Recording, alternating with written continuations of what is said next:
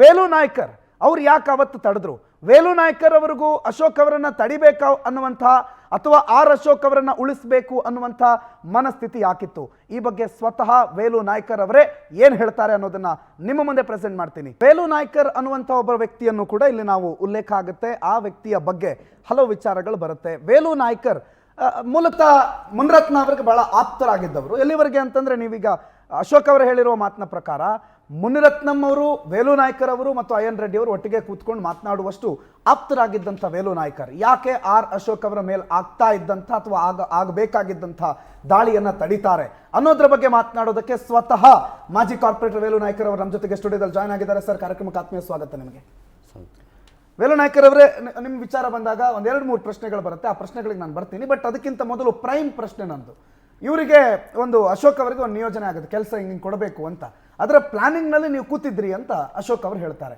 ಅವತ್ತು ನೀವು ಕೂತಿದ್ದ ಸಂದರ್ಭದಲ್ಲಿ ಏನಾದರೂ ಡಿಸ್ಕಷನ್, ಯಾವ ಪ್ಲಾನ್ ಆಯಿತು, ಏನೇನಾಯಿತು ಅವತ್ತಿನ ದಿನ? ಸರ್, ಅದು ಪ್ಲಾನ್ ಅನ್ನೋ ಉದ್ದೇಶ ಇಲ್ಲ ಅಲ್ಲಿ. ಯಾವತ್ತು ಮುನಿರತ್ನ ಅವ್ರನ್ನ ದಿನಕ್ಕೊಂದ್ಸತಿ ನಾನಾಗಲಿ ನನ್ನ ಕಾರ್ಪೊರೇಟ್ಗಳು ಎಲ್ಲರೂ ದಿನಕ್ಕೊಂದ್ಸತಿ ಮೀಟ್ ಮಾಡೋದು ಅದು ವಾಡಿಕೆ. ಎಸ್. ಸೊ ಆ ರೀತಿ ಇದ್ದಾಗ ಏನು ಮಾಡ್ತೀವಿ, ಅವತ್ತು ಬೆಳಗ್ಗೆ ಬಂದಿರಲ್ಲ, ಸಾಯಂಕಾಲ ನಾನು ಗನ್ಮನ ಅವ್ರದ್ದು ವಿಚಾರಿಸ್ಕೊಂಡು ಎಷ್ಟೊತ್ತು ಹೋಗ್ತಾರೆ ಮೇಲೆ ಮನೆಗೆ ಅಂತ, ಮನೇಲಿ ಇದ್ದಾರೆ ಅಂತ ಬಂದುಬಿಟ್ಟೆ ಅಂತೇಳಿ ನಾವು ಏನೋ ನಂದು ವಾರ್ಡ್ ಸಮಸ್ಯೆಗಳು ಹೇಳೋದಕ್ಕೆ ಹೋಗ್ತೀವಿ. ಹೋದಾಗ ಆಲ್ರೆಡಿ ಅಲ್ಲಿ ಅಯ್ಯನ್ ರೆಡ್ಡಿ ಮತ್ತು ಮುನಿರತ್ನೆಲ್ಲ ಕೂತ್ಕೊಂಡಿರ್ತಾರೆ. ಕೂತ್ಕೊಂಡು ಅವ್ರ ಪಾರ್ಟ್ ಜನರಲಾಗಿ ಮಾತಾಡ್ತಾರೆ. ನಾನು ಹೋದಾಗ ಏನು ರಿಸ್ಟ್ರಿಕ್ಷನ್ ಇಲ್ಲ, ನನ್ನ ಮೇಲೆ ಅಷ್ಟೇ ನಂಬಿಕೆ. ಏನು ಪರ್ಸ್ನಲ್ ಇದು ನಾನು ಮುಂದೆ ಮಾತಾಡ್ತಾರೆ, ಮುನಿರತ್ನಮಾಗಲಿ ಎನಿಬಡಿ. ಸೊ ನಾನು ಅಲ್ಲಿ ಕೂತ್ಕೊಂಡು ಬೇರೆ ನಾನು ಸಬ್ಜೆಕ್ಟ್ ಏನು ಬಂದಿದ್ದು ಸಮಾಚಾರ ಅಂತ ನನಗೆ ಕೇಳ್ತಾರೆ. ನಾನು ವಾರ್ಡ್ ಸಮಸ್ಯೆಗಳನ್ನ ಸ್ವಲ್ಪ ಹೇಳ್ತಾ ಇರ್ತೀನಿ, ಈ ರೀತಿ ಇದಂತ ಏನು ಜನರಲಾಗಿ ಮಾತಾಡ್ತಾ ಇರ್ತೀನಿ. ಆಮೇಲೆ ಏನಾಗುತ್ತೆ, ಒಂದು 5 ನಿಮಿಷ ಮಾತಾಡ್ತಾ ಇದ್ದಂಗೆ ಈತ ಗೇಟ್ ಒಳಗಡೆ ಎಂಟ್ರಿ ಆಗ್ತಾರೆ. ಯಾರು? ಅಶೋಕ್ ಅವರು. ನೀವು ಅಶೋಕನ ಮೊದಲು ಪರಿಚಯ ಇತ್ತು ನಿಮಗೆ? ಪರಿಚಯ ನಮ್ಮ ವಾರ್ಡಲ್ಲೇ ಪಾಪ ಎಲ್ಲ ಓಡಾಡೋರು. ನಾನು ಟೋಟಲ್ ಆರ್ ನಗರ ಕಾನ್ಸ್ಟಿಟ್ಯೂನ್ಸಿ ಪೂರ್ತಿ ಮುನಿರತ್ನ ಪರವಾಗಿ ನಾನೆಲ್ಲ ಕೆಲಸ ಮಾಡ್ತಾಯಿದ್ದೆ. ಹಾಗಾಗಿ ಯಾವ ವಾರ್ಡಲ್ಲಿ ಯಾರ್ಯಾರು ಕೆಲಸ ಮಾಡ್ತೀನಿ ಅಂದಾಗ JP ಪಾರ್ಕಲ್ಲಿ ನಮ್ಮ ಸುನಿಂದಮ್ಮ ಅನ್ನೋರಿಗೆ ನಾವು ಇನ್ಚಾರ್ಜ್ ಕೊಡ್ತಾಯಿದ್ರು. ಅವ್ರ ಜೊತೆಗೆ ಇವರೆಲ್ಲ ಕೆಲಸ ಮಾಡೋರು, ನಮ್ಮದು ಬ್ಯಾನರ್ಗಳು ಹಾಕೋರು ಎಲ್ಲ ಮಾಡೋರು. ಸೊ ಹಂಗಾಗಿ ನನಗೆ ಥ್ರೂಔಟ್ ನಮ್ಮ ಪಕ್ಷದಲ್ಲಿರುವಂಥ ಎಲ್ಲ ಕಾರ್ಯಕರ್ತರು ನನ್ನ ಸಂಪರ್ಕದಲ್ಲಿ ಇದ್ದರು. ಮುಖ ಪರಿಚಯ, ಮುಖ ಚರ್ಚಿತ್ತು, ಎದುರಲ್ಲಿ ಮಾತಾಡ್ತಾ ಇದ್ದೀವಿ, ಎಲ್ಲ ಇರೋದು, ತೊಂದರೆ ಇಲ್ಲ. ಇವರು ಸಡನ್ ಆಗಿ ಒಳಗಡೆ ಬರ್ತಾರೆ. ಯಾಕೆ ಏನು ಅನ್ನೋದು ನಿಮಗೆ ಗೊತ್ತಿಲ್ಲ. ಏನಕ್ಕೋ ಬರ್ತಾರೆ ಅಂದ್ಕೊಂಡು ಬಂದ್ವಿ. ಬಂದು ನಿಂತ್ಕೊತಾರೆ. ಬಾ ಇಲ್ಲಿ ಬಾ ಅಂತ ಮುನಿರತ್ನ ಹತ್ರ ಕರ್ಕೊತಾರೆ. ಸರಿ, ನಾನು ಅಯ್ಯನ್ ರೆಡ್ಡಿ ಮುಖ ನೋಡಿದ್ರೆ ನನಗೆ ಗೊತ್ತು ಅಯ್ಯನ್ ರೆಡ್ಡಿ ಗೀತ ಯಾರಂತ ಗೊತ್ತಿಲ್ಲ. ಫಸ್ಟ್ ಆಫ್ ಆಲು ನಮ್ಮ ಹುಡುಗ ಈ ರೀತಿ ನನ್ನ ಅಭಿಮಾನಿಗಳು ಇವರೆಲ್ಲ ನಾನು ಏನು ಹೇಳಿದ್ರು ಮಾಡ್ತಾರೆ. ಒಬ್ಬನಿಗೆ ಕೊಚ್ಬಿಟ್ಟು ಬಂದ್ರೆ ಕೊಚ್ಬಿಟ್ಟು ಬರ್ತಾರೆ. ಆ ಮಟ್ಟಕ್ಕೆ ಇವರೆಲ್ಲರೂ ಈ ಥರ ಒಂದು 100 ಜನ ನನಗೆ ಕ್ಷೇತ್ರದಲ್ಲಿ ಅಭಿಮಾನಿಗಳು ಅವರೇ. ಆ ಥರ ನಿಯತ್ ಅಭಿಮಾನಿಗಳು ಅಂತ ಹೊಗಳ್ತಾರೆ. ಇದು ಸರ್ವಸಾಮಾನ್ಯ. ಮುನಿಯವ್ರ ಹತ್ರ ಮುನಿರತ್ನ ಯಾರನ್ನಾದರೂ ಹತ್ತಿರದಲ್ಲಿ ಅವ್ರ ಕೈಲಿ ಕೆಲಸ ಮಾಡಿಸ್ಕೋಬೇಕಂದ್ರೆ ನೀನೇ ದೇವರು, ನೀನೇ ದಿಂಡು ಎಲ್ಲನೂ ಮಾತಾಡ್ತಾರೆ. ಹಂಗೆ ಅವನ್ನ ತೇಲ್ಬೇಕಂದ್ರೆ ಯಾವ ಮಟ್ಟಿಗೆ ಬೇಕಾದ್ರೆ ನನ್ನ ಕೀಲಾಗಿ ಚೆನ್ನಾಗಿ ಮಾತಾಡ್ಬಿಡ್ತಾರೆ. ಅದು ಮುನಿರತ್ನ ಕ್ಯಾರೆಕ್ಟ್ರು. ಹಾಗಾಗಿ ಇವ್ರನ್ನ ತೇಲಿಸ್ತಾ ಇರ್ತಾರೆ ಅಂದಾಗ ನಾನು ಜನರಲ್ಲ ಕೂತ್ಕೊಂಡಿರ್ತೀನಿ. ಆವಾಗ ಏನು ಮಾಡ್ತಾರೆ, ಅಯ್ಯನ್ ರೆಡ್ಡಿ ಒಂದು ಮುಜುಗರದಿಂದ ನೋಡ್ತಾರೆ ಇವರು ಇದನ್ನು. ಈ ಅಪ್ಪ ತಲೆ ಬಗ್ಗಿಸ್ಕೊಂಡು ಹಿಂಗೆ ನಿಂತಿರ್ತಾನೆ. ಆಮೇಲೆ ಮುಂದೆ ಕೆಲವು ಹುಡುಗರು ತಲೆ ಎತ್ತು ಮುಖ ನೋಡಲ್ಲ. ಇವ್ರು ಹಿಂಗೆ ಕೈ ಕಟ್ಕೊಂಡು ಸುಮ್ಮನೆ ಹಿಂಗೆ ತಲೆ ಬಗ್ಗಿಸ್ಕೊಂಡಿರ್ತಾರೆ. ಅಯ್ಯನ್ ರೆಡ್ಡಿ ಆ ಥರ ತೆಲುಗು, ನನಗೂ ತೆಲುಗು ಬರುತ್ತೆ. ಎಲ್ಲೇದಮ್ಮ ಏಮ್ ಅಟ್ಲ ಡೌಟ್ ಬೀಳಂತಿಲ್ಲ, ಒಳ್ಳೆ ಹುಡುಗ ಅಂತ ಅಯ್ಯನ್ ರೆಡ್ಡಿನೂ ಮುನಿರತ್ನ ತೆಲುಗು ಭಾಷೆಯಲ್ಲಿ ಮಾತಾಡ್ತಾರೆ. ನಂಬಿಕಸ್ತುಡು ಅಟ್ಲೇಮ್ಲೆ ಇದು ಅಂತೇಳಿ ಮಾತಾಡ್ತಾರೆ. ಆವಾಗ ಅಯ್ಯನ್ ರೆಡ್ಡಿ ಅಲ್ಲಿ ಐತೆ ತಗೋ ಅಂತಾರೆ. ಆ ಟೇಬಲ್ ಮೇಲೆ ಅಲ್ಲಿ ಅದೇ 2 ಬಲೂನ್, ಅದಕ್ಕೆ ಫಿಂಗರ್ ಬಲೂನ್ ಇರುತ್ತೆ ಅಥವಾ ಅಂತ ಅಂದಾಗ ಈ ಅಪ್ಪ ಹಿಂಗೆ ಬಗ್ಬಿಟ್ಟು ಎತ್ಕೊಡ್ತಾನೆ. ಎತ್ಕೊಟ್ಟಾಗ ಅಯ್ಯಪ್ಪನ ರೆಡ್ಡಿಗೂ ಸ್ವಲ್ಪ ಏನೋ ಮುಜುಗರಣ, ಯಾರಿಗೂ ಬೇರೆಯವ್ನಿಗೆ ಏನೋ ನಾನು ತೋರಿಸ್ತೀನಲ್ಲ ಏನಿದೆಯೋ ಅಂತ ಅವ್ರ ಮನಸ್ಸಲ್ಲಿ ಏನಾದರೂ ಗೊತ್ತಿಲ್ಲ.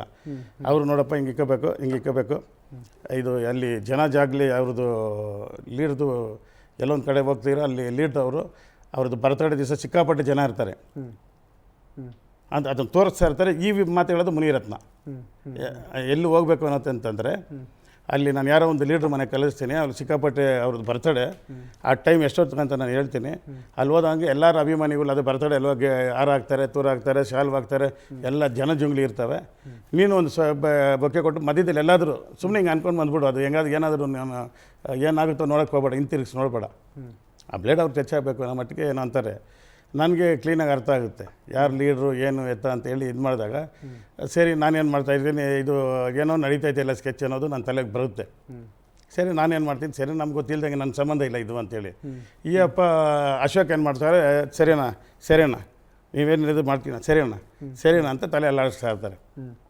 ಸರಿ ಏನು ಮಾಡಿಬಿಟ್ಟು ಸರಿ ನಾನು 2-3 ದಿವಸದಲ್ಲಿ ಹೇಳ್ತೀನಿ 1ನೇ ತಾರೀಕು ಬೆಳಗ್ಗೆನೇ 7 ಗಂಟೆಗೆ ಇಲ್ಲಿ ಇರಬೇಕು ನೀನು, ಇಲ್ಲೇ ನಾನು ರೆಡಿ ಮಾಡಿ ಕಳಿಸ್ತೀನಿ ಅಂತ ಹೇಳ್ತಾರೆ. ಆಯ್ತು ನಂತರ ತಲೆ ಅಳಾಡ್ಸ, ಸರಿ ಹೋಗು ಅಂತಾರೆ. ಹೋಗು ಅನ್ನೋವಾಗ ಈ ಅಶೋಕ್ ಏನು ಮಾಡ್ತಾರೆ, ನನ್ನ ಮುಖನ ಏನು ರೆಡಿ ಮಾಡಿ ಒಂದ್ಸತಿ ನನ್ನ ಮುಖ ನೋಡ್ತಾರೆ. ನಾನು ಅವನಿಗೆ ಹೊರಗಡೆ ಹೋಗಿ ಅದು ಆಮೇಲೆ ಫೋನ್ ಮಾಡೋ ಅಂತ ಹೇಳೋಣ ಅಂತ ಹಿಂಗೆ ಅಂತೀನಿ. ನನ್ನ ಇವರು ಹಿಂಗೆ ಅಂತಾರೆ ಕಣ್ಣಲ್ಲಿ, ಎಲ್ಲಿ ಮುನೀರತ್ನ ನೋಡ್ಬಿಡ್ತಾರೋ ಅಂತ ಹೇಳ್ಬಿಟ್ಟು ನಾನು ಸುಮ್ಮನೆ ಹಿಂಗೆ ಅಂತೀನಿ ಹೊರಗಡೆ ಇರು ಅಂತ. ಸರಿ ಇವ್ರು ಏನು ಅರ್ಥ ಮಾಡ್ಕೊಂಡ್ರೆ ಹೊರಗಡೆ ಹೋಗ್ತಾರೆ. ಸರಿ ನಾನು ಅದ್ರ ಜೊತೆಗೆ ಒಂದು ನಾನು ವಾರದ ಅವಾಗ ಸ್ವಲ್ಪ ಇದು ಬರುತ್ತೆ, ತೆಲುಗಲ್ಲಿ ನನ್ನ ಮುಂದೆನೇ ತಿರೋ ಮಾತಾಡ್ತಾರೆ. ಅವ್ರನ್ನ ನಂಬ್ಕೊಂಡು ನಾನು ಮೋಸ ಹೋಗ್ಬಿಟ್ಟೆ ವಾರ್ಡ್ನಿ, ತೆಲುಗಲ್ಲೇ ಹೇಳ್ತಾರೆ, ವಾರ್ಡ್ನಿ ನಂಬ್ಕೊಂಡು ಮೋಸ ಪಯಣಿಸ್ನಮ್ಮ, ರಾಜೀನಾಮೆ ಸೇರಿಸ್ತೀನಿ ಅಟ್లా ಇದು ನನ್ನ ಮೋಸ ಮಾಡ್ಬಿಟ್ಟ, ನನಗೆ ಬೀದಿಗೆ ತಂದು ಬಿಟ್ಬಿಟ್ಟ, ಇವನೇನೋ ನನ್ನ ಮಿನಿಸ್ಟರ್ ಮಾಡ್ಕೊಂತ ಎಷ್ಟು ನನ್ನ ನೋವು ದೇವ್ರಿಗೆ ಗೊತ್ತು. ನಾನು ಒಬ್ಬ ಬಂದಿಲ್ಲ, ನನ್ನ ಜೊತೆ ಎಷ್ಟು ಜನ ಕರ್ಕೊಂಡು ಏನೇನೋ ಸ್ವಲ್ಪ ಬಂದ ಇಡಂಡ ಸರ್ ಅಂತ ಏನು ರೆಡಿ. ಇಬ್ಬರಿಗೂ ನಾವೇನೋ ಒಂದು ದೊಡ್ಡದು ಮಾಡ್ತೀವಿ ಅಂತ ಅವ್ರಿಗೂ ಅರಿವಿಲ್ಲ. ಸರಿ ನಾನೇನು ಮಾಡ್ತೀನಿ, ಸರಿ ಮಾತಾಡ್ಕೊಂಡು ಆಮೇಲೆ ನಿಮ್ಮದು ಅದೇ ಹೇಳ್ಬಿಟ್ಟು ಆಗಲೇ ಹೇಳ್ದಲ್ಲ ಸರ್ ಅಷ್ಟೇ ಅಂತ. ಹೌದಾ ಸರಿ ಹೊರಡ್ರಿ ಅಂದರು. ನಾನು ಎದ್ದು ಹೊರಡೆ ಹೋದ್ರೆ ಎಪ್ಪ ಕಾಯ್ತಾ ಇದ್ದ. ಯಾಕೆ ಇದು ಆಮೇಲೆ ನಾನು ಅಲ್ಲಿ ಹೋದ್ರೆ ಎಲ್ಲ ಗೊತ್ತಿರ್ತಾವಲ್ಲ ಕೂತಿರ್ತಾರಲ್ಲ, ಈಗ ಮುಖ ನೋಡ್ತಾ ಇದ್ದಂಗೆ ನಡಿ ನಮ್ಮ ಮನೆ ಹತ್ರ ಬಾ ಅಂತ ಎಲ್ಲ ಹೇಳ್ಬಿಡ್ತೀನಿ. ನಮ್ಮ ಮನೆ ಹತ್ರ ಹಿಂದೆ ಬಾ ಅಂತ ಹೇಳ್ಬಿಟ್ಟು ನಾನು ಕಾರ್ ಎತ್ಕೊಂಡು ಬಿಡೋತೀನಿ, ಇವ್ರು ಹಿಂದೆ ಬರ್ತಾರೆ. ನಮ್ಮ ಮನೆ ಹತ್ರ ಹೋದಾಗ ನಮ್ಮ ಮನೆ ಹತ್ರ ಕೂತ್ಕೊಂಡು ನಿಲ್ಸ್ಕೊಂಡು ಏನು ಸ್ಟೋರಿ ಗೊತ್ತಾ ನಿನಗೆ ಅಂತ. ಸರಿ ಅವಾಗ ಇಲ್ಲ ನಾನು ಗೊತ್ತಿಲ್ಲ ಅಂತಾರೆ. ದಡ್ಡ ಹುಷಾರು, ಜೈಲಿಗೆ ಹೋಗ್ಬಿಡ್ತೀರಾ, ಏನು ಹೇಳ್ತಾರೆ ಜನ ನಮ್ಮ ಲೀಡ್ರುಗಳು ಏನು ಹೇಳ್ತಾರೆ, ಏನು ಮಾಡಬೇಕು ಅದು ಮಾಡಬೇಕು, ಏನು ಮಾಡಿಕೊಡೋದು ಅದು ನಮ್ಗೆ ಬೇಕಾಗಿಲ್ಲ ಕತೆ. ಯಾರ ಬಗ್ಗೆ ಗೊತ್ತಾಗಿ ಆಗಿರೋದು, ಅಶೋಕ್ ಸಾಹೇಬ್ರ ಬಗ್ಗೆ ಹೇಳ್ತಾರೆ. ಅವೆಲ್ಲ ಮಿನಿಸ್ಟ್ರುಗಳು ಅವ್ರನ್ನ ಮುಟ್ಟಿದ್ರೆ ನಮ್ಮನ್ನು ಬಿಡ್ತಾರೆ, ಗಲ್ಲಿಗೆ ಹಾಕ್ಬಿಡ್ತಾರೆ. ಹುಷಾರು ಇಲ್ಲ, ಅದಕ್ಕೆ ಅವ್ರಿಗೆ ಬ್ಲೇಡ್ ಗಿಡ ನನಗೆ ಅರ್ಥ ಆಗ್ತಾನೆ ಭಯ ಬಂದುಬಿಡ್ತು ಅಂತಾನೆ. ಅದಕ್ಕೆ ಯಾವುದೇ ಕಾರಣ ನಾನು ಏನು ಹೇಳಿದ್ರು ಮಾಡ್ತೀನಿ, ಇದು ಕಳ್ಕೊಬೇಡ. ಒಂದು ನನ್ನ ಕೈಲಿ ಆಗಲ್ಲ ಅಂತ ಹೇಳ್ಬಿಡು, ಇಲ್ವಾ ಸ್ವಿಚ್ ಆಫ್ ಮಾಡ್ಕೊಂಡು ಸೈಲೆಂಟಾಗಿ ಇದ್ಬಿಡು, ಆ ಸವಾಸಕ್ಕೆ ಹೋಗ್ಬೇಡ ಅಂತ. ಇಲ್ಲ ನಾನು ಇದಂದ್ರೆ ನಾನು ಹೋಗೋದೇ ಇಲ್ಲ ಅಂತ ಯಪ್ಪ. ನನಗೆ ವಿಷಯ ಗೊತ್ತಿದ್ರೆ ನಾನು ನಮ್ಮ ಅಪ್ರಾಣಿ ನಾನು ಹೋಗ್ತಾ ಇರಲಿಲ್ಲ, ನಮ್ಗೆ ಯಾಕನ್ನ ಬೇಕು ಅಂತ. ಹಂಗೆ ಇರು, ಇಲ್ಲಾಂದರೆ ಹೆಚ್ಚು ಕಮ್ಮಿ ಆಗ್ತಾ ಇರೋದು, ಹೋಗ್ಬೇಡ ನೀನು, ಇಲ್ಲ ನಿನ್ಗೆ ಬೇರಾದ್ರು ಬಲವಂತ ಮಾಡ್ತೀನಿ ಅಂದರೆ ಫೋನ್ ಆಫ್ ಮಾಡಿಬಿಡು ಅಂತೀನಿ. ಆಮೇಲೆ ಈತನಿಗೆ ಇನ್ನೊಂದು ಸಂದೇಶ ಕೊಡ್ತೀನಿ, ನಾನು ಹೇಳ್ಕೊಟ್ಟೆ ಅಂತ ಹೋಗ್ಬಿಡ್ತೀರಾ ಯಪ್ಪನ ಹತ್ರ ನಾನು ಹೇಳ್ಬಿಟ್ಯಾ, ಆಮೇಲೆ ನನ್ನ ಮೇಲೆ ತಿರುಗಿಬಿಡ್ತಾನೆ ಅಂತೇಳಿ. ಇಲ್ಲ ನಾನು ಏನು ಹೇಳಲ್ಲ ಅಂತ ಅಷ್ಟೇ. ಹುಷಾರು, ಅಂಥ ಕೆಲ್ಸಗಳಿಗೆ ಹೋಗ್ಬೇಡ್ರಿ ಅಂತೇಳಿ ಅಡ್ವೈಸ್ ಮಾಡಿ ಕಳಿಸಿರ್ತೀನಿ ಸರ್. ಆರ್ ಅಶೋಕ್ ಅವ್ರ ಮೇಲೆ ಆಗಬೇಕಾಗಿದ್ದಂಥ ಒಂದು ದೊಡ್ಡ ದಾಳಿಯನ್ನು ನೀವು ತಪ್ಪಿಸಿದಕ್ಕನ್ನ ನನಗನ್ಸೋ ಮಟ್ಟಿಗೆ ಈ ಹುಡುಗರು ಮಾಡ್ತಾ ಇರಲಿಲ್ಲ ಬಿಡ್ರಿ. ವಿಷಯ ಗೊತ್ತಿದ್ರೆ ಇವರು ಮಾಡ್ತಾ ಇರಲಿಲ್ಲ, ಓಡೋಗ್ಬಿಟ್ಟಿರೋರು. ಬಟ್ ಈ ವಿಷಯ ಯಾರಿಗೆ ಗೊತ್ತಿರುತ್ತೆ? ಕೇವಲ ಅವರು ಒಂದು ವಲಯ 4-5 ಜನ ಗೊತ್ತಿರುತ್ತೆ. ಎಷ್ಟು ಜನ ಗೊತ್ತಿರ್ಬೋದು? ಇಷ್ಟೇ ಜನ, ನಮ್ಮ 4 ಜನಕ್ಕೆ. ಅದು ಬಿಟ್ಟು ಮತ್ತೆ ಯಾರಿಗೂ ಗೊತ್ತಿರಲ್ಲ. ಎಲ್ಲದು ಸರ್ ಮುನಿರತ್ನ ಕ್ಯಾರೆಕ್ಟರ್ ಗೊತ್ತಲ್ಲ, ನಮ್ಮ ಹತ್ರ ಸಾಕ್ಷಿ ಆಧಾರಗಳು ಇಲ್ಲ ಸರ್. 15 ವರ್ಷದ ಜೊತೆಗಿದ್ದೀವಿ, ಸಾಕ್ಷಿ ಆಧಾರಗಳು ಇಲ್ಲ. ಯಾಕಂದ್ರೆ ನಾನು ಇವತ್ತು ಏನೇ ನಮ್ಮ ಇರೋದೆಲ್ಲ ಮಾತಾಡ್ಬೋದು, ಎಲ್ಲ ಸತ್ಯನೇ. ಸಾಕ್ಷಿ ಆಧಾರ ಇಲ್ಲ ಅಂದರೆ ಗೊತ್ತಲ್ಲ, ಇವತ್ತಿನ ದಿವಸ ಕೋರ್ಟ್ ಕಚೇರಿ ಸುಮ್ಮನೆ ಮಾಡಿರ್ತಾರೆ. ನಾನು ಮಾಡಲಿಲ್ಲ ಅಂತ ಡೆಫರ್ಮೇಷನ್ ಹೋಗ್ತಾನೆ ಅವ್ರ ಮೇಲೆ, ವಾಪಸ್ ಕಂಪ್ಲೇಂಟ್ ಕೊಡ್ತಾರೆ ನನ್ನ ಮೇಲೆ, ನನ್ನ ರೆಪ್ಯುಟೇಷನ್ ಹಾಳು ಮಾಡ್ತಾರೆ ಅಂತ. ಇಡೀ RR ನಗರದಲ್ಲಿ ಎಲ್ರಿಗೂ ಗೊತ್ತು ವಾಟ್ ಇಸ್ ಮುನಿರತ್ನ ಅಂತ. ಯಾಕೆ ನಮಗೆ ಬೇಕು, ದೇವ್ರು ನೋಡ್ಕೊತಾನೆ ಅಂತ ಬಿಟ್ಟು ನಾವು ಹಂಗೆ ಬಿಟ್ಟಿದ್ದೀವಿ. ಬಟ್ ಕೆಲವೊಂದು ಕಾರಣ ಮತ್ತೆ ಇಷ್ಟು ದೂರ ಕೇಳ್ಕೊಂಬಂದ್ಬಿಡ್ತು. ಇಲ್ಲ ವೇಲುನಾಯ್ಕರ್ ಅವರೇ, ನಾನು ಸ್ವತಃ ಮಧ್ಯಾಹ್ನ ಇವತ್ತು ಆ ಗೋಡೌನ್ ಹತ್ರ ಹೋಗಿದ್ದೆ. ಗೋಡೌನ್ ಹತ್ರ ನಾವು ಮಾಧ್ಯಮದವರಿದ್ದಾಗ ಒಬ್ಬರು ಏಜ್ಡ್ ಪರ್ಸನ್ ಬಂದರು. ಅವ್ರು RR ನಗರ ವ್ಯಾಪ್ತಿಯಲ್ಲೇ ಇದ್ದವರಂತೆ. ಅವರು ಮಾತಾಡೋ ಸಂದರ್ಭದಲ್ಲಿ ಹೇಳಿದ್ರು, ಸರ್ ಮಾಡಿದ ಕರ್ಮ ಬಿಡುತ್ತೆ ಸರ್, ಇಂಥದ್ದು 1000 ಮಾಡೋವನೇ ಈಗ ಅನುಭವಿಸ್ತವನೆ ಅಂತ ಇಷ್ಟೇ ಹೇಳಿದ್ರು. ಅವ್ರು ಯಾರೂ ಗೊತ್ತಿಲ್ಲ, ವ್ಯಕ್ತಿ ಗೊತ್ತಿಲ್ಲ. ನೀವು ಅವ್ರ ಜೊತೆಗೆ ಭಾಳ 15 ವರ್ಷದಿಂದ ಇದ್ದೀರಿ, ಜೊತೆಗಿದ್ದವರು ಅಂತ ನೀವು ಹೇಳ್ತೀರಿ. ಹೆಂಗೆ ಮನುಷ್ಯ ಅಂತ ಒಂದು ಸಹಜವಾದಂಥ ಪ್ರಶ್ನೆ. ಇವರೆಲ್ಲ ಈ ಹಿರಿಯ ನಾಗರಿಕರು ಮಾತನಾಡುವಾಗ ಮಾಡಿದ್ದೆಲ್ಲ ಎಲ್ಲಿ ಹೋಗುತ್ತೆ, ಅದೆಲ್ಲ ಬರುತ್ತೆ ವಾಪಸ್ಸು ಅಂತಂದರೆ 15 ವರ್ಷ ಏನು ಮಾಡಿದ್ರು ಅನ್ನೋದು ಒಂದು ಪ್ರಶ್ನೆ ಹುಟ್ಕೊಳ್ಳುತ್ತೆ. ಹೆಂಗೆ ಈ ವ್ಯಕ್ತಿ, ಯಾವ ರೀತಿ ನೀವು ಹೆಂಗೆ ದೂರ ಆದ್ರಿ? ನೀವು ಜೊತೆಗಿದ್ದವರು, ಹತ್ತಿರ ಇದ್ದವರು ದೂರ ಆದ್ರಿ. ಅವ್ರ ಬಗ್ಗೆ ಹೇಳ್ತಾ ಇರಬೇಕಾದ್ರೆ ಅವ್ರ ತಂದೆ ಗಾರೆ ಕೆಲಸ, ತಾಯಿ ಇಡ್ಲಿ ಮಾಡ್ಕೊಂಡಿದ್ರು, ಇವರೇನೋ ಹಂಚಿನ ಮನೇಲಿದ್ರು. ಅದೆಲ್ಲ ಮುನಿರತ್ನ ಹೇಳಿದ್ದು, ನಾವು ಹೇಳಿಲ್ಲ. ಅಂಥ ವ್ಯಕ್ತಿ ಇವತ್ತು ಅಂಥ ಬಂಗ್ಲೆನಲ್ಲಿ ಈ ರೀತಿ ಸುಖದ ಸುಪ್ಪತ್ತಿಗೆಯಲ್ಲಿ ಕೋಟಿ ಸಾವಿರಾರು ಕೋಟಿ ದುಡ್ಡು ಮಾಡ್ಕೊಂಡಿದ್ದಾರೆ ಅಂತಂದ್ರೆ ನೀವು ಅದನ್ನ ಹತ್ತಿರದಿಂದ ನೋಡಿದ್ದೀರಿ ಅನ್ನೋದು ನಮ್ಮ ನಂಬಿಕೆ. ನೀವು ಭಾಳ ಹತ್ತಿರದವ್ರು ಇದ್ದೀರಿ ಅಂತ ನನ್ನ ನಂಬಿಕೆ. ಹೌದು ಸರ್. ಹೆಂಗೆ, ಏನು ಮನುಷ್ಯ ಹೆಂಗೆ ಸರ್? ಮನುಷ್ಯನ ಅದನ್ನು ಹೇಳ್ದಲ್ಲ, is not at all A human being. Okay, but ಜನರ ಎದುರುಗಡೆ ಭಾಳ ಚಂದ ಇರ್ತಾರಲ್ಲ ಸರ್, ಅವ್ರಿಗೆ ಸಾವಿರಾರು ಅಭಿಮಾನಿಗಳು ಇರ್ತಾರಲ್ಲ ಸರ್. ಸರ್ ಹಂಗೆ ಈಗ ಹೇಳ್ದಲ್ಲ, ಅಶೋಕ್ ಅಂತಾರೆ ಅಭಿಮಾನಿಗಳು ಉಟ್ಕೊತಾರೆ. ಅವ್ರದ್ದು ಫಿಲಮ್ ಪ್ರೊಡ್ಯೂಸರು. ಜನಗಳ ಮುದ್ದೆ ಮಾತಾಡೋದೇ ಒಂದು, ಅವ್ರು ಪ್ರಾಕ್ಟಿಕಲಾಗಿ ಮಾಡೋಂಥ ಕೆಲಸನೇ ಒಂದು. ಓಕೆ, ಅರ್ಥ ಆಯ್ತಾ? 2 ಫೇಸ್ ಇದೆ. 2 ಫೇಸ್ ಅಲ್ಲ, 4 ಫೇಸು, ದಶಾವತಾರ. ಓಕೆ, ಅರ್ಥ ಆಯ್ತಾ? ಯಾರನ್ನ ಎಲ್ಲಿಗೆ ಒಬ್ಬರನ್ನ ನೈಸ್ ಹೊಡಿಬೇಕಂದ್ರೆ ಅವ್ರ ಮನೆಗೆ ಹೋಗಿ ಮುಸ್ರೆ ತೆಗೋಕ್ಕೂ ರೆಡಿ ಮುನಿರತ್ನ. ಅವನ ಹತ್ರ ದರ್ಪ ತೋರಿಸ್ಬೇಕಂದ್ರೆ ಅವ್ನಿಗೆ ಏನಾದರೂ ಯಾರಾದರೂ ಎದುರುಗಡೆ ಯಪ್ಪ ಮಾತಾಡ್ತಾ ಇದ್ದ ಅಂದರೆ ಯಮಧರ್ಮರಾಜನ ಕಣ್ಣಾರೆ ನೋಡ್ದಂಗೆ ಫೀಲ್ ಆಗುತ್ತೆ, ಆ ಮಟ್ಟಿಗೆ ದರ್ಪ ತೋರಿಸ್ತಾರೆ. ಸೊ ಅಷ್ಟು ಇದು ಡಿಫ್ರೆಂಟ್ ಫೇಸಸ್ಸು.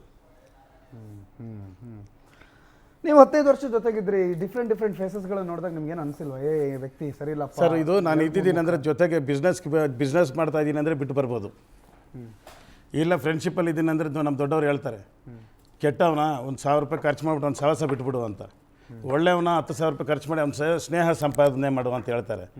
ನಾವಿದ್ದಿದ್ದು ಅವನ ಜೊತೆಗೆ ರಾಜಕೀಯ ನಂಟು. ನಮ್ಮ ರಾಜಕೀಯದಲ್ಲಿ ಏನಾಗುತ್ತೆ ಅಂತ ಹೇಳಿದ್ರೆ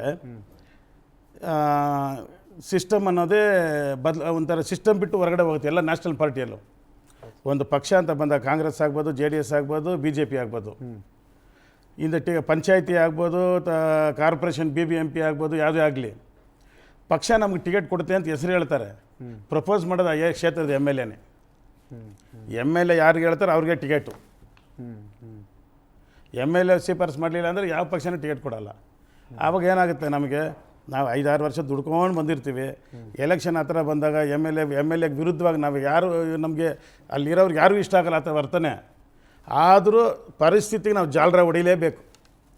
ಜನಸೇವೆ ಮಾಡಬೇಕು ಅಂತಂದ್ರೆ ಟಿಕೆಟ್ ಬೇಕು ಅಂತಂದ್ರೆ ರಾಜಕೀಯವಾಗಿ ನಾವು ಪಕ್ಷದಲ್ಲಿ ಟಿಕೆಟ್ ಬೇಕು, ನಾನು ಆ ಪಕ್ಷದಿಂದ ಆಯ್ಕೆ ಆಗಬೇಕು, ಕಾರ್ಪೊರೇಟರ್ ಆಗಬೇಕು ಅಂದರೆ ಅವ್ರು ಏನೇ ತಪ್ಪು ಮಾಡಿದ್ರೆ ಸರಿ ನೀನು ಮಾಡಿದ್ದು ಸರಿನೇ ಅಂತ ಹೇಳಬೇಕು. ತಪ್ಪು ಅಂತ ಹೇಳ್ದ ಅಂದರೆ ನಾವು ಅವ್ರದ್ದು 3ನೇ ಕಣ್ಣು ಓಪನ್ ಆಗುತ್ತೆ, ಇವನು ಯಾರು ನಾನು ಉಲ್ಟಾ ಹೋಗ್ತಾನಲ್ಲ ಅಂತ. ನಿಮ್ಗೆ ಟಿಕೆಟು ಸಿಗಲ್ಲ, ಪಕ್ಷದಲ್ಲೂ ಇರಲ್ಲ.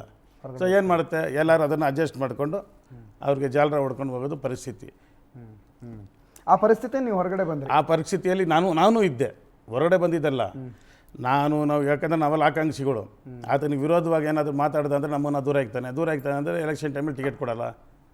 ಸರಿ, ಅವಾಗ ಏನು ಮಾಡ್ತೀವಿ, ನನ್ನ ಮನಸ್ಸಾಕ್ಷಿಗೆ ಹೇಳ್ತೀನಿ ಸರ್, ಇವತ್ತು ಅಷ್ಟೇ ನನ್ನ ಕಣ್ಣು ಮುಂದೆ ಮುನಿರತ್ನ ಯಾವುದಾದ್ರೂ ನೇರವಾಗಿ ನಂಬೋನು ಆ ವಿಚಾರದಲ್ಲಿ ನನ್ನ ಮಾತ್ರ ಯಾವುದೂ ಇಲ್ಲದೆ ನನ್ನ ಮುಂದೆ ಎಲ್ಲ ವಿಚಾರ ಮಾತಾಡೋರು. ನನಗಿದು ಒಳ್ಳೇದು ಅನಿಸಿದ್ರೆ ಸುಮ್ಮನೆ ಇರ್ತಾ ಇದ್ದೆ. ಕೆಟ್ಟದ್ದು ಯಾರಿಗೂ ಕೇಡು ಬಯಸ್ತಾರೆ ಅಂದರೆ ನಾನೇ ನನ್ನ ಕೆಟ್ಟದ್ದು ಪರವಾಗಿ ಏನೋ ಹೇಳ್ತಾರೆ ಸರ್, ಒಂದು ಒಳ್ಳೇದಾಗುತ್ತೆ ಅಂದರೆ ಒಂದು ಒಳ್ಳೆ ಮದುವೆ ಆಗುತ್ತೆ ಅಂದರೆ 1000 ಸುಳ್ಳು ಹೇಳೋ ಒಂದು ಮದುವೆ ಮಾಡುವಂತಾರೆ, ಒಂದು ಒಳ್ಳೇದಾಗಂದ್ರೆ 4 ಸುಳ್ಳು ಹೇಳೋ ಅಂತ ಹೇಳ್ತಾರೆ. ಆ ರೀತಿಯಲ್ಲಿ ಮುನಿರತ್ನ ಇದ್ಕೊಂಡು ಯಾರನ್ನೂ ಹೊಡೆಯೋದು ಬಡಿಯೋದು ಏನೋ ಒಂದು ಬಂತು ಅಂದ್ಕೊಳ್ರಿ. ಇಂಥವ್ರಿಗೆ ಅಶೋಕ್ದಾಯ್ತಲ್ಲ, ಆ ಥರ ನಿಮಗೆ ನೆಕ್ಸ್ಟು ಚಾನಲಲ್ಲಿ ಆ ಹುಡುಗರನ್ನ ಕರ್ಕೊಂಬ ಅಂತ ಹೇಳಿದ್ರೆ ಆ ಗ್ಯಾಂಗ್ನು ಕರ್ಕೊಂಬರ್ತೀನಿ. ಬೇರೆ ಜನನ ಒಡ್ಸೋಕ್ಕೆ ಹೇಳಿರ್ತಾರಲ್ಲ, ಸೈಡ್ಗೆ ಕರೆದ್ಬಿಟ್ಟು ಏಯ್ ಬುದ್ಧಿಗಿದ್ದು ಇದೆ ನಡೆಯೋ, ನೀನು ಕೆಲಸ ಮಾಡ್ಕೊಳ್ಳೋ, ನಿನ್ನಿಂದ ಇದು ಆಗಲ್ಲ, ನಿಮ್ಗೆ ಅವಶ್ಯಕತೆ ಇಲ್ಲ, ನೀವೆಲ್ಲ ಬಡವರು, ನಾಳೆ ಪೊಲೀಸ್ ಕರ್ಕೊಂಡಾಗ ನೀನು ಹೊಡೆದು ಏನು ಮಾಡ್ತೀಯ ಅಂತೇಳಿ ಬುದ್ಧಿ ಹೇಳಿ ಅವ್ರನ್ನ ಹಂಗಂಗೆ ಓಡಿಸಿದ್ದೀವಿ. ಅದೆಲ್ಲ ಕೆಲವೊಂದು ವಿಚಾರ ಮುನಿರತ್ನ ಗೊತ್ತಾಗಿ ಅವ್ರು ನನ್ನ ಚಾರ್ಜ್ ಮಾಡೋರೆ. ನಾನೇನು ಹೇಳಿದೆ ನೀನೇನೋ ಮಾಡ್ತೀಯಾ, ಯಾಕೆ ನೀನು ನನ್ನ ಎಲ್ಲ ವಿಚಾರ ನೀನು ಎಂಟ್ರಿ ಆಗ್ತೀಯ ಅಂತೇಳಿ ಈ ವಾದ ವಿವಾದಗಳು 2-3 ಸತಿ ಆಗವೆ ನಮ್ಮಲ್ಲಿ. ಈಗ ಅನಿಸ್ತಿದ್ಯಾ ದೂರ ಬಂದಿದ್ದು ಒಳ್ಳೇದೇ ಆಯ್ತಪ್ಪ, ಇಂಥ ವಿಷಯದ ಸಹವಾಸ ಸರ್? ಒಂಥರ ರಿಲ್ಯಾಕ್ಸ್ ಆಯಿತು. ಆ ಅಪ್ಪನಿಂದ ಹೊರಗಡೆ ಬಂದ ಮೇಲೆ ಎಲ್ಲೋ ಒಂದು ಜೈಲಲ್ಲಿ ಇದ್ದಂಗೆ ಒಂದು ಫೀಲ್ ಇತ್ತು. ಅದೆಲ್ಲ ಒಂಥರ ರಿಲ್ಯಾಕ್ಸ್ ಆಯ್ತಪ್ಪ, ಬೇಡ ಏನು ನಮ್ಮ ಜೀವನದಲ್ಲಿ ಏನಾಗಲಿಲ್ಲ ಅಂದರೂ ನೆಮ್ಮದಿಯಾಗಿ ಮನೇಲಿ ಇದ್ದೀವಿ ಅಂತ.